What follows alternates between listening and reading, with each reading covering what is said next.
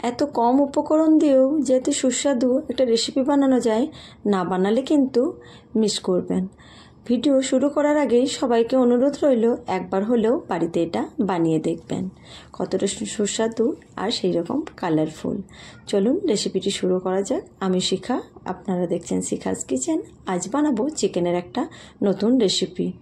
খুব সামান্য উপকরণ দিয়েই এটি কিন্তু বানানো যায়। আমি এখানে 500 গ্রাম মতো চিকেন ভালোভাবে ধুয়ে আগে থেকে রেখে দিয়েছি। এবার এখানে 12টা মতো কাজু একটু গরম জলে ভিজতে দেবো। এদিকে মিডিয়াম সাইজে 3টে পেঁয়াজ বড় বড় করে কেটে নিয়েছি পেস্ট করার জন্য। এদিকে একটা কড়াইয়ে 1/2 কাপ মতো তেল দিয়ে তাতে 3টে এলাচ দিয়ে একটু তেলটা যখন গরম হয়ে আসবে তখন কিন্তু যে পেঁয়াজগুলো পেস্ট করেছিলাম সেই পেঁয়াজগুলো এর মধ্যে দিয়ে দিলাম। এবার পেঁয়াজ দেওয়ার সঙ্গে সঙ্গে কিন্তু 1 চামচ এটাতে লবণ দিলাম। তারপরে একটু বেশ হালকা পেঁয়াজের গন্ধটা যখন চলে যাবে তখন ওই যে আগে থেকে ধুয়ে রেখেছিলাম সেই চিকেনগুলো এর মধ্যে দিয়ে দিলাম। এবার পেঁয়াজ আর চিকেন বেশ ভালোভাবে একটু সময় এইভাবে নাড়িয়ে নিতে হবে। পেঁয়াজ থেকে যখন তেল ছেড়ে আসবে এর মধ্যে আগে থেকে আমি পেস্ট করে রেখেছিলাম আদা রসুন বাটা, এখানে 3 থেকে 4 চামচ মতো আদা রসুন বাটাটাও দিয়ে দেব। তারপর আদা রসুন বাটা দেওয়ার পর কিন্তু বেশ ভালোভাবে এটা কষিয়ে নিতে হবে। গ্যাসের ফ্লেমটা কিন্তু মিডিয়াম টু লোয়ে রাখতে হবে। এইভাবে বেশ কিছুক্ষণ সময় এভাবে নাড়িয়ে চাড়িয়ে ভেজে নিতে হবে। যখন এখান থেকে রসুনের গন্ধটা একটু চলে যাবে আর যখন তেল ছাড়তে লাগবে এর মধ্যে বেশি কিছু মশলা দেবো। মশলা বলতে 1 চামচ জিরে গুঁড়ো, 1 চামচ ধনে গুঁড়ো আর সামান্য একটু হলুদ এর মধ্যে দিয়ে দেবো। মশলা দেওয়ার পর আবার 2 থেকে 3 মিনিট মতো এভাবে কষিয়ে নেব। এই দেখুন এভাবে মশলা থেকে তেল ছেড়ে দিয়েছে। আপনারা চাইলে এই পর্যায়ে কিন্তু একটু লেবুর রসও দিতে পারেন। এখন মশলা থেকে তেল ছেড়ে দিয়েছি। এবার আগে থেকে যে কাজুটা পেস্ট করে রেখেছিলাম সেই কাজু পেস্টটাও এর মধ্যে দিয়ে দেব।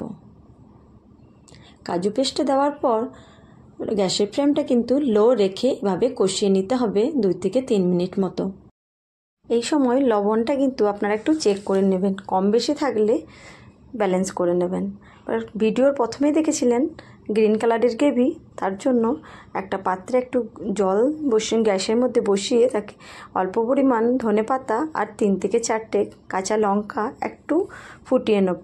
দেখে একটা জল রেডি করবো। ওটা জলের মধ্যে কয়েক টুকরো বরফ দিয়ে আর যে ধনেপাতা আর কাঁচা লঙ্কা যেটা একটু ভাপিয়ে নিয়েছিলাম সেটা এর মধ্যে দিয়ে দেবো।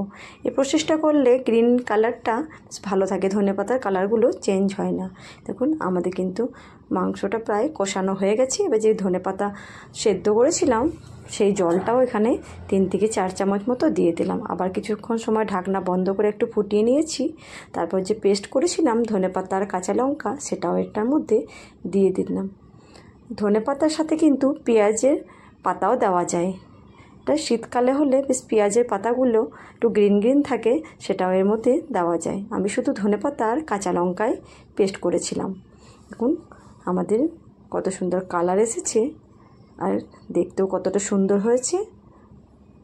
দেখুন এইভাবে কিছুক্ষণ সময় কষিয়ে নেওয়ার পর 1 চামচ মতো গোলমরিচের গুঁড়ো দিয়ে আবারও কিছুক্ষণ নাড়িয়ে চাড়িয়ে নিয়ে প্লেটের রুটি বা পরোটা, ভাত যে কোনো কিছুর সাথে সার্ভ করুন।